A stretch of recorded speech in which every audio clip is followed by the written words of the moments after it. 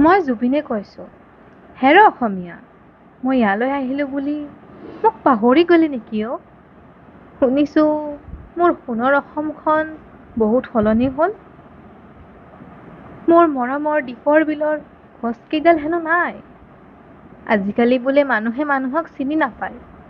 মানুহৰ মাজত হেনো দয়া মমতা নাই। পাহৰি গ'লি না মোক তহঁতে? মোৰ সপোনবোৰ আধৰুৱা কৰি পেলালি। তহঁতক মই বহুত ভাল পোৱাটোৱে মোৰ ভুল আছিল চাগে। মই নিজৰ বাবে একোৱেই নকৰিলোঁ অ'। নিজৰ বাবেচোন মোৰ একোৱেই নাই। সকলো তহঁতক বিলাই দিলোঁ। মই তহঁতক এতিয়াও ভাল পাওঁ। শুন, নিজক চিনি পাবলৈ শিক। সদায় তহঁতৰ হৈ থিয় হ'ব, তহঁতৰ হৈ ক'ব মই আৰু নাই। আৰু আন আহিব বুলি ৰৈ নাথাকিবি। মই ভালে আছোঁ। অলপ কষ্ট পাইছোঁ অসমৰ বিকৃত অৱস্থা দেখি। বহুত কষ্ট কৰিও যেন মই হাৰি গ'লোঁ অ'। তহঁত কুশলে থাক। মোৰ কথা চিন্তা নকৰিবি। ভাল কাম কৰি যা, ভাল হ'ব। ইতি তহঁতৰ মৰমৰ জুবিন।